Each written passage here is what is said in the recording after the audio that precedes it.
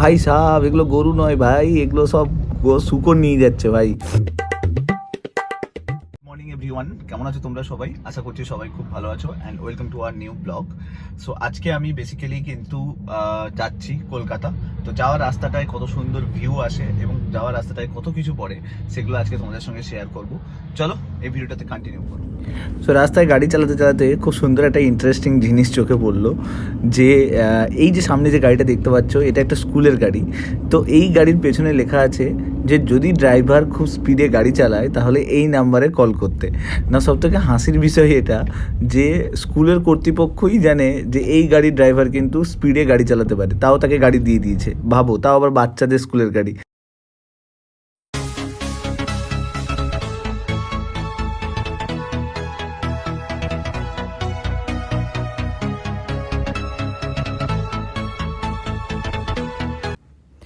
সকালে গাড়ি চালানোর না আলাদাই একটা মজা থাকে, মানে প্রকৃতি এত সুন্দর লাগে না, মানে জাস্ট কল্পনার বাইরে। এদিক ওদিক তাকালেই এত সুন্দর পরিবেশ লাগে যেটা জাস্ট মনটাকে ভুলিয়ে দেয়। আর অন্যান্য টাইমে যখন গাড়ি চালাই তখন খুবই কষ্ট হয়, কিন্তু সকালের টাইমটা জাস্ট মাইন্ড ব্লোয়িং।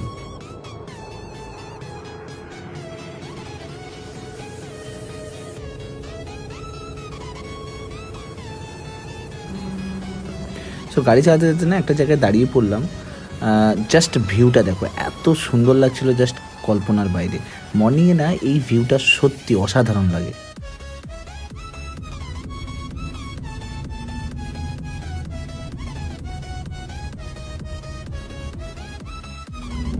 তো গাড়ি চালিয়ে নিয়ে আসছিলাম, যার সামনে দেখলাম একটা লরিতে করে অনেকগুলো মনে হয় গরু নিয়ে যাচ্ছে।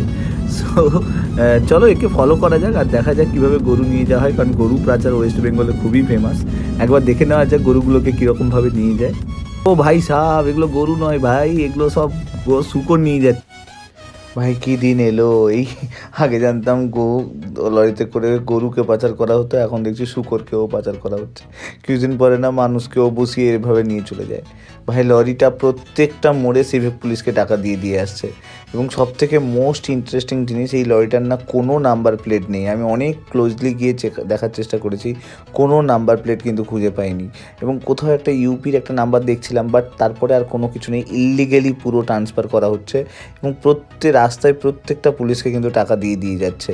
তো ফার্স্ট টাইম চোখে না দেখতে পেলাম যে পাচার কি করে করা হয়, অ্যানিম্যাল পাচার কিভাবে হয়। জাস্ট বুঝতে পারছো যে সাধারণ মানুষকে কিভাবে হ্যারাস করা হয়। একটা হেলমেট না পরে গেলে রাস্তায় দাঁড় করিয়ে পুলিশ কতক্ষণ জিজ্ঞাসা করে, সমস্ত কিছু দেখে।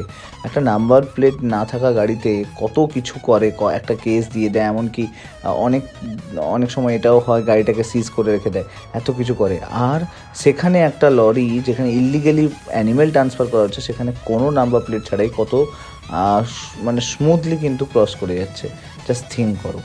আর ভাই যখনই না টয়লেট করছে না, পেছনটা আমার দিকেই ঘোরাচ্ছে, অথচ একটা কিছু একটা তো বোঝাতে চাইছে। অনেক কষ্টের পরে স্যারের দেখা মিলেছে, দেখে নাও। এইটা হচ্ছে ক্লোজ ভিউ এই গাড়িটার। আর দেখো একদম ফ্রন্ট থেকে দেখো, কোনো নাম্বার প্লেট নেই গাড়িটার মধ্যে, কিচ্ছু নেই, একদম ইল্লিগালি চলছে, বিন্দাস টাকা খাইয়ে খাইয়ে।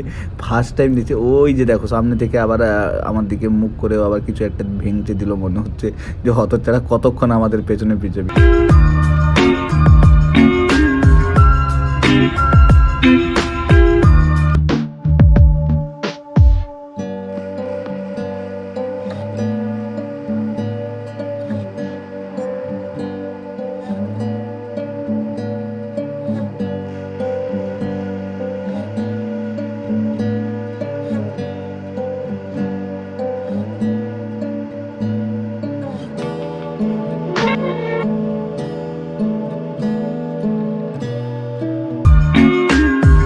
যাই হোক, 146 কিলোমিটার কমপ্লিট করে ডেস্টিনেশনে পৌঁছলাম।